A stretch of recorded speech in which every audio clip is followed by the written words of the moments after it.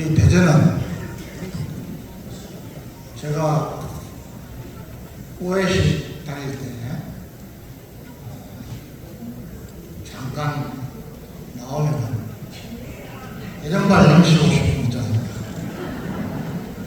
그때는 광주에서 대구로 가는 게 없어서 힘들어가지고 대전으로 가서 대구로 가고 있습니다. 그래서 대전 얘기하면은 지금은 없어진 것 같습니다. 우동동 씨 오늘 이곳에 오신 우리 외국 성도님들, 외국인 정말 감사합니다. 여러분, 대통령 선거가 언제입니까? 6월 3일입니다. 6월 달에, 6월 그러면 여러분 또 생각나는 게 뭐가 있습니까? 6.25. 저는 여러분, 지금 우리가 싸우는 것이 영적인 전쟁이라고 보는 사람입니다. 선과 악의 전쟁입니다. 어떤 분들은 우리가 통합해야 된다. 특히 정말 저 싸울 줄 모르는 국회입니다. 저는 화가 나는 것이 왜 화가 나느냐. 집권 여당입니다.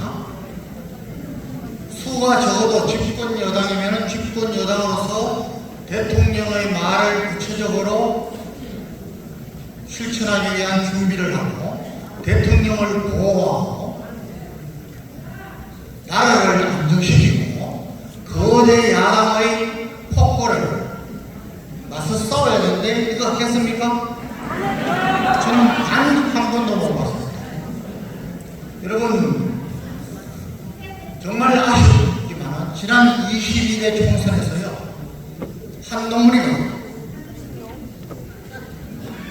한동훈이가 국힘당을 대표했습니다. 비례위원장을 했습니다.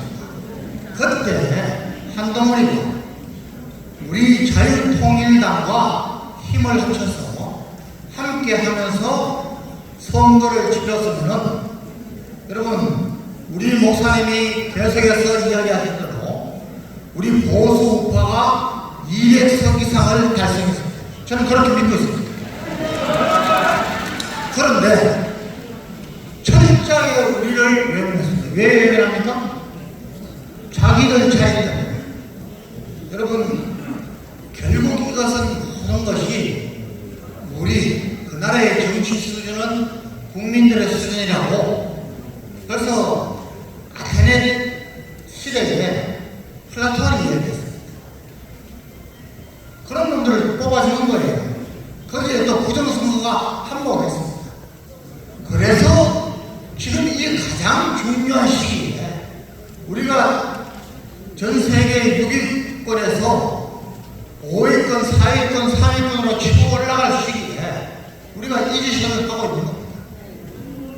자, 여러분 이 6.25 잠깐 이야기를 드리면 6.25도 보면은 6.25가 왜 일어났습니까? 쭉 우리 이야기했습니다. 앞에 두 여사께서도 이야기하고 목사님이 계속 말씀하시는 거예요. 여러분 어느 나라가 한 나라가 외침을 당해서 결정적인 전쟁에서 이기든 지든 그 전에 무슨 일이 있느냐? 내부적으로 곰습니다. 전 세계 역사가 그렇습니다. 골물대로 굶고 서로 치고받고 갈등.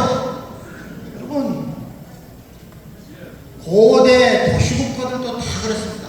여러분 로마가 망한 것은 왜 망했다고 봅니까? 내부적으로 사치와 향락 때문에 망했습니다. 여러분 베트남이 왜 망했습니까? 1973년에 세계 역사상 가장 완벽했던 평화협정이라고 하는 파리 평화협정을 키신저가 했습니다. 그래서 이제 이상 없다고 완벽하게 해놓고 2차 세계대전과 태평양 전쟁에서 6.25 전쟁에서 아주 애를 먹었던 미국이 전쟁에서 이제 빠져나가기 위해서 성급하게 물러가면서 모든 공군, 해군, 육군 모든 무기를 그대로 두고 갔어요. 그때 베트남의 군사력 수준은 세계 4위 수준이었습니다. 함정도 그렇습니다. 공군기도 그렇습니다. 탱크도 그렇습니다. 그런데 군화도 없어서 앞에서 가던 놈이 죽으면은 그 군화를 벗길 수 있고, 소총도 없어서 앞에 사람 가면 뒤에서 따라가면서 빈손으로 가다가 주소 대통령한테 줬습니다. 왜 그랬을까요? 간첩 때문에 졌습니다. 국가 반역 세력 때문에 진 겁니다. 그리고 그때 베트남 인구가 단 2천만 명이었어요. 그런데 그때 파리 평화협정을 맺고 북위 17도선 2호에서 내려온 월명 사람들은 다 올라가라. 그리고 위에 있던 월남 사람들은 다 내려가라. 그렇게 했는데 너희들은 그대로 있어. 월명의 간첩들, 그 간첩들에 포섭된 사람들, 포섭된 종교인들, 주로 성녀 신부입니다. 정치인들, 이런 사람들 다 합쳐서 몇 명이 됐냐면은 여러분 9만 명 정도, 10만 명도 안 됐어요. 그러면은 2천만 명에 9만 명이면은 몇 프로입니까? 0.5%입니다. 0.5% 때문에 그 막강한 군사력 제대로 써보지도 못하고 그냥 져버린 겁니다. 75년 1월입니다. 여러분 그때 보트피플 기억나시죠?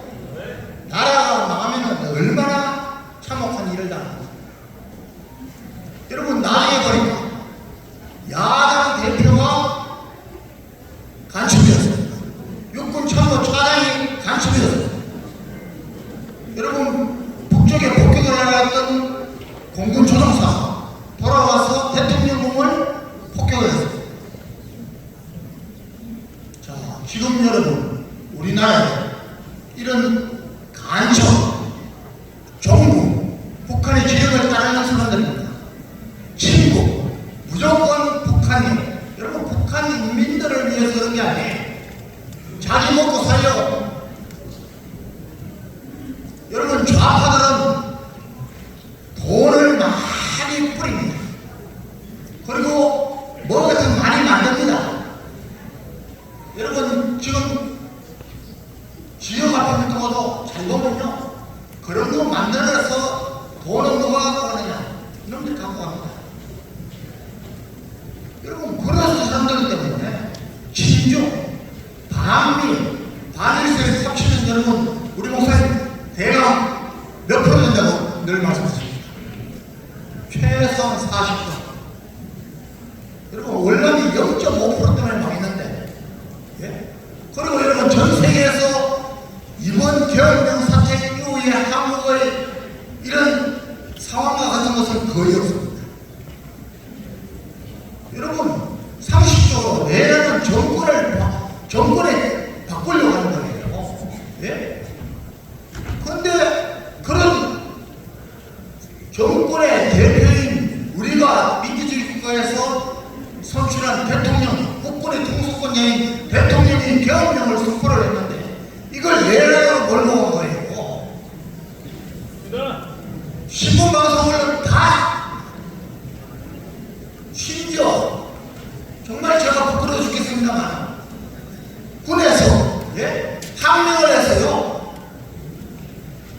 여러분 민주주의 국가에서 가장 직접적으로 가장 많은 국민의 지지를 받아서 선출된 대통령의 말을 안 들으면 누구 말을 했습니까? 이건 반역이에요, 반역. 이게 내란입니다. 요번에 보니까, 며칠 전에 보니까 국방대 교수란 놈이, 예? 국방대 교수란 놈이 엉터리로 가르치는 거예요. 그래서 감사를 했어요. 했더니 이놈 하는 말이, 너 다음에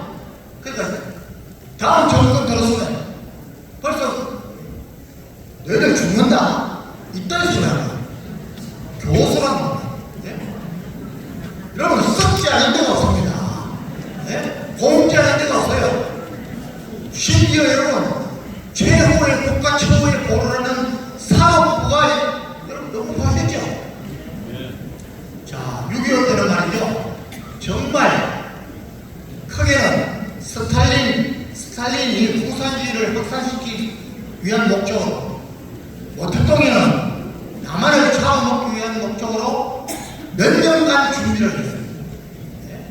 어마어마하게 준비를 했습니다. 그런데 감히 허락을 못했어요. 모택동이하고 스탈린한테 김일성이가 4번 5번씩 찾아갔어요. 허락만 했다. 3개월 안에 다음 한번을 못했다. 안 해줬습니다. 왜 그랬을까요? 원자탄을 미국만 갖고 있었습니다. 겁이 났습니다. 그런데 50년 1월달에 미 국무장관 애치선 라인을 발표하면서 우리나라는 쏙 뺐습니다. 그러니까 김일성이 아주 저거 쫓아갔어. 바로 쫓아갔어. 스탈린한테. 미국은 이제 전쟁 지긋지긋하다. 지금 미국의 정치 상황이 전쟁이 일어날 상황이 아니다. 안 도와준다. 미국 원자탄 사용 못 한다. 그래서 스탈린이 오케이. 또 모택동한테 가서 오케이를 받았어요. 그래서 6월 25일 날 지원을 받습니다. 여러분, 그때 우리 국군은요, 경찰 수준보다도 못했어요.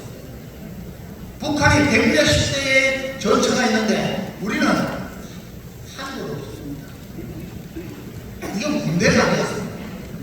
그래서 낙동강까지 불과 2개월이 안 돼서 9월 5일까지 낙동강까지 밀렸던 겁니다.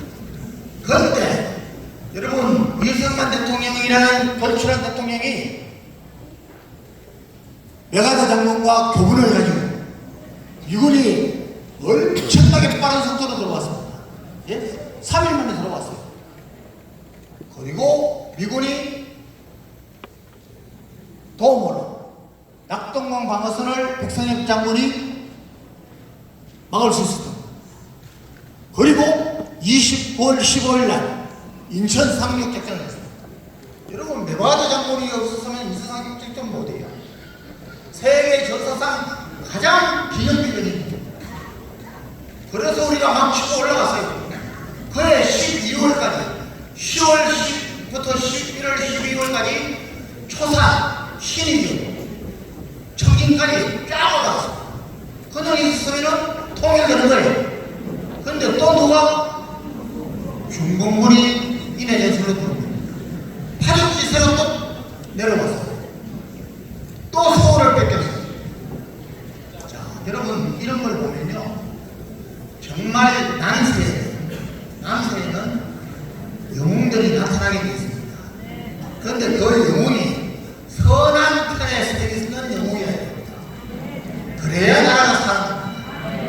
여러분, 제가 왜 이런 말씀 드리는지, 지금 난세입니까 아닙니까? 여러분, 저는 윤석열 대통령이 계엄령을 선포하지 않았으면 벌써 우리나라 망했을 수도 있다고 봅니다. 여러분, 이 계엄령을 아까 자세히 우리 김학성 장로가 이야기했습니다. 이건 사실은 계엄령이 아니에요. 대목령이에요. 목적이 달라서요. 그런데 신문과 언론과 방송과 또 우리 국민들이, 야, 이때 무슨 계엄이냐.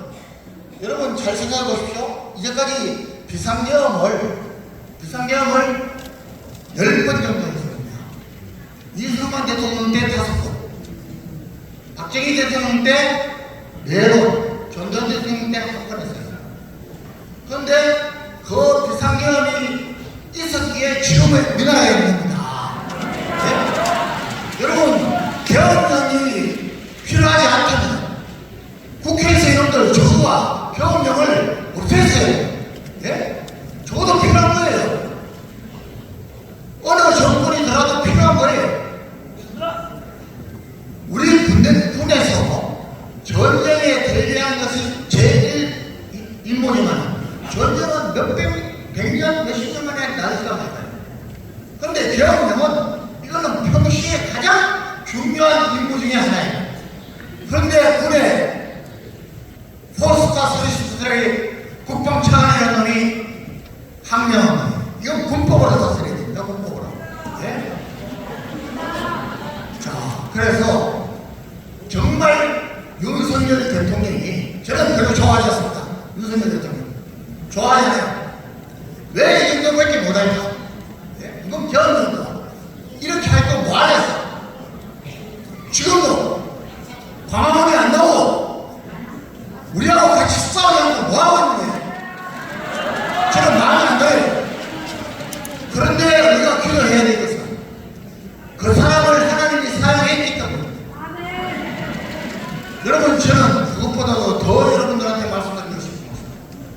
여러분, 구약에 대선지서가 몇 개입니까?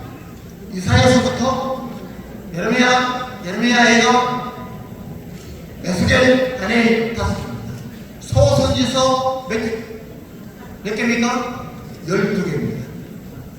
여러분 보면요, 계속해서 선지자를 통하여 하나님이 그 나라들에 대해서, 각 나라들에 대해서 계속해서 일깨우고 명령하고 하나님의 뜻을 전하고 있습니다. 똑같습니다. 우리 휴강 목사님께서 벌써 20년 전부터 애국운동을 하시고, 심지어 문재인 정권 오는 때는 감옥에 들어가시면서도 애국운동을 하시는 겁니다. 나라에 대해서 계속 경고하시는 겁니다. 왜 그렇습니까? 구약시대처럼 모든 나라들에 대해서 선지자들이 예언하듯이 하나님의 말씀을 전한 겁니다. 시편 22편 28절에 나라는 여호와의 것이요 여호와는 모든 나라의 주제시라 그랬습니다. 하나님이 하시는 일입니다. 그렇기 때문에 저는 우리가 이긴다고 믿습니다. 여러분, 왜 이 징계, 하나님의 징계의 재단이 길어집니까? 왜 여러분의 타엑 심판에서 당연히 기각될 것이, 각하해야 될 것이 인용되어서 또 길어지고 있느냐? 저는 바로 우리 한국 교회가 회개하기를 기다리신다는 것입니다. 그리고 우리 한국 국민들이, 우리 국민들이 죄가 있던 선과 악의 싸움을 구분하고 제대로 된 선택을 하는 것입니다. 여러분, 6.25 때 몇 개의 고비고비마다 하나님이 역사하셨듯이 지금 우리도 그 고비마다 하나님이 역사하시고 계신다고 믿습니다. 여러분, 6월 3일 대통령 선거는 여러분, 우리가 이 나라가 그대로 사느냐 죽느냐, 여러분 월남처럼 보토피플, 여러분 제가 분명히 말씀드립니다. 보토피플로 여러분 갈 수가 없습니다. 지금 이 상태로 맨나면요, 예? 여러분 벌써 지금 강남에서 부자들, 기업들 해외로 진출하려고 움직이고 있다고 저는 듣고 있습니다. 미국이 아니라도, 선진국이 아니라도 일단 떠나야겠다. 돈 있는 사람은 떠나려고 합니다. 동남아시아로 떠나려고 합니다. 여러분, 저는 아들만 둘 있는데 손주들 뭐 며느리까지 합치면 9명입니다. 다 미국 시민입니다.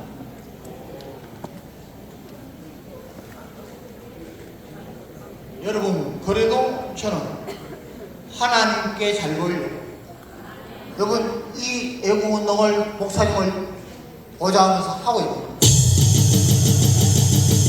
제발 여러분, 저와 여러분들이 이런 일들을 주위에 알리고 우리 교회에서 크게 소리에 기어 옆에 있는 성도님들을 모시고 광화문에 나와 그걸 더 확실하게 하기 위해서 1000만 서명 가입을 하자는 것이 목사님이 우리에게 주신 명령입니다.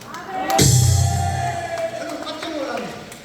목사님이 4월 4일날 탄핵 선고가 나기 전에 목사님이 저한테 제일 먼저 말씀하셨어요. 1000만 가입 이거 안 하면 안 되겠다. 제가 가슴이 덜컹거렸습니다. 뭐야? 이거 이상하게 되는 거야? 대통령 탄핵되는 거야? 여러분, 하나님은 그 시대에 사용하시는 사사, 선지자, 목사님, 주의 종들에게 지시하시는 것입니다. 우리가 할 일은, 저와 여러분이 할 일은 내가 맡은 달란트, 내가 맡은 사명을 하는 것입니다. 여러분, 골로새 3장 23절에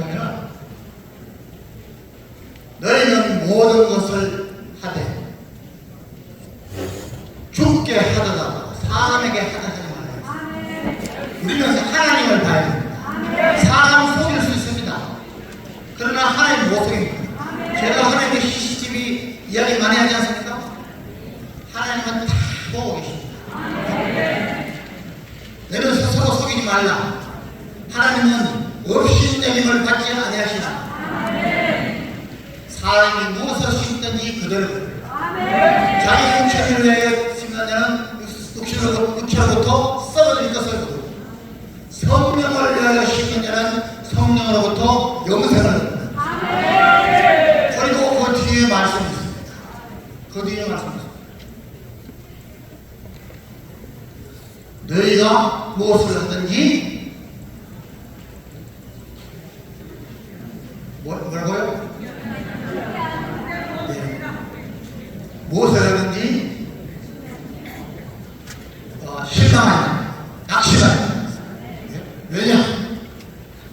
때가 이르면 포기하니 너희들이 포기하니 때가 이르면 그들이다. 하나님께서 우리가 한 것을 그들이 하십니다. 하늘나라의 상급으로 갚아주십시오. 이 세상에 저 아니면 내 자녀들 내 후손들에게 축복으로 갚아주시는 것이 하나님입니다. 여러분 한 가지만 더 말씀드리겠습니다.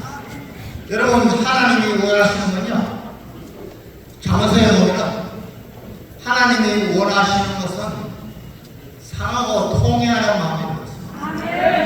그리고 하나님은 제사보다 정의와 공의를 행하는 것을 더 기쁘게 여기십니다.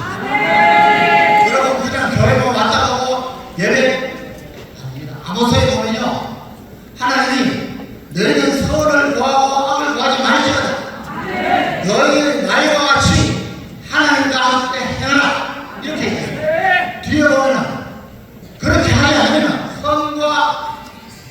선을 구하지 않고 선을 행하지 않으면 너희들로서 번제를 드리고 소제를 드리고 화목제를 드리고 받지 않지 않습니다. 내 앞에서 찬양하지 말라. 역설자가 있습니다. 그래서 아모스 5장 24절에 너희는 오직 정의를 물같이 공의를 말하지 않는 강과 같이 흐르게 하라. 흐르게 하라. 저희가 대보를 하는 거 아닙니다. 절대로 저희가 하는 말입니다. 빌립보서에 나와 있는데요, 여러분 내게 능력 주시는 자 아래서 우리는 무엇이든지 할 수 있습니다. 이제 6월 3일 얼마 남았습니다. 목사님이 시키시는 대로 정말 천만 가야 되고 있습니다. 여러분 여기에서 분명히 그냥 한두 사람 아니면 안 한 사람들도 있을 겁니다. 아닙니다. 여러분 여기는 벌써 몇백 분 하신 분도 있습니다. 여러분 어렵지 않지 않습니까? 번호 나눠주면서 전화 한 번입니다. 네. 여러분 하시면요 감당할 수 없는 복을 받으십니다. 그래서 이 기회가 정말 저와 여러분의 인생의 화양연화가 되기를 바랍니다. 화양연화는 뭡니까? 꽃피는 절정입니다.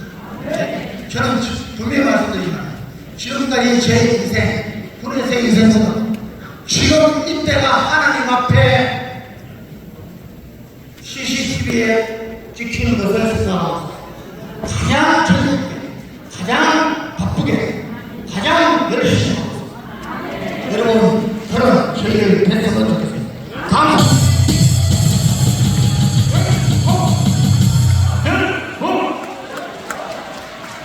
13개 여러분에게 멸공 인사드리는데 기분 좋아요?